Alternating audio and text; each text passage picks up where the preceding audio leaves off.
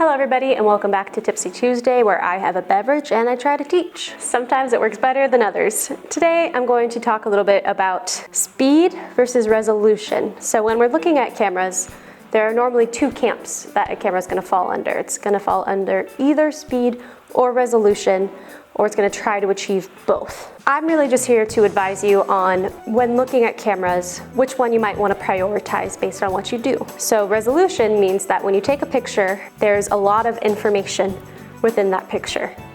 So resolution is in increments of megapixels, and my camera personally is a 40 megapixel camera. That's a lot of information. The industry standard right now is about 20 to 24. Somewhere in that range is what a lot of cameras are going to kind of target. 40 megapixels is a lot. There are some cameras that have 100 megapixels, and that is just a big file size and a big image. What that allows it for is incredibly high detail and a lot more to crop in. If you wanted to, take a picture of a landscape, you want to crop in on an individual tree, you want a higher resolution camera to achieve that. Or a lot of lenses and long lenses, and listen, I don't have time for that, I'm lazy. So I brought out some handy dandy Fujifilm cameras to try to illustrate that point, because they actually have a pretty easy to follow system right now. The Fujifilm X-H2 is a resolution camera. It is that 40 megapixels. The Fujifilm X-H2S is a speed camera.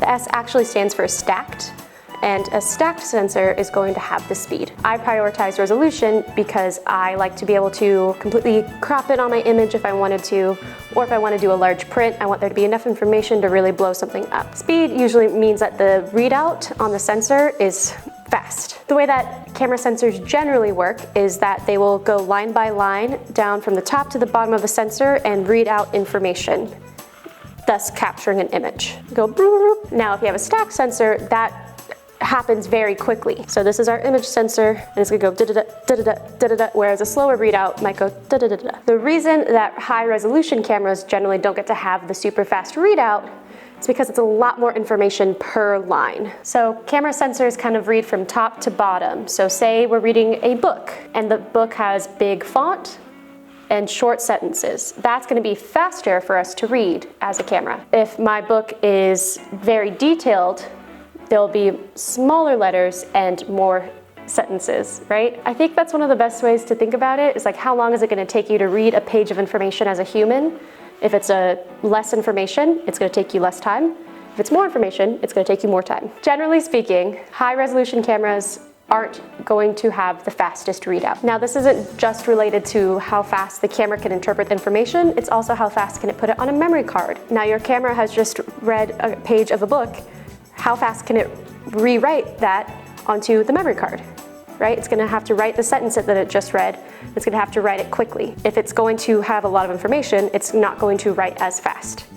I think that's why read and write speeds makes a lot of sense. Let's look at it so technically right now. Reading and writing is how cameras work, and it's how I work.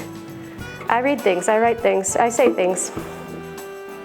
In the past, people have asked, why would I pay more money for a camera that has fewer megapixels? And I think what most people generally don't understand is why there's a differentiation between speed and resolution. If I'm taking a lot of pictures very quickly, but I'm only sharing them to social media, I don't necessarily care about resolution as much. I want to be able to make sure I'm always autofocusing correctly and I am taking the picture very fast and putting it on the memory card very fast. That way I do not fill up a buffer. I just like a resolution camera personally, because I want to crop. I want to zoom in on something I saw across the street and still maintain detail. I don't know, I'm nosy. Slower cameras can have negative consequences as well if we think about everyday usage for some photographers. If you are using flash, a slower camera is only going to be able to take a picture with flash at a maximum shutter speed.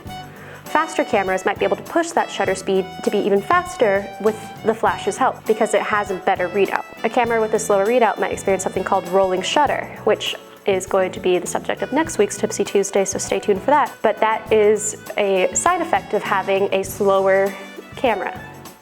Faster cameras have much reduced or maybe even no rolling shutter. Keep in mind while you're looking at cameras to purchase or maybe rent that the consideration isn't always just which one has more megapixels, and you might not be a good candidate for a super high megapixel camera. You might actually benefit more from a speed camera. Speed and resolution are different.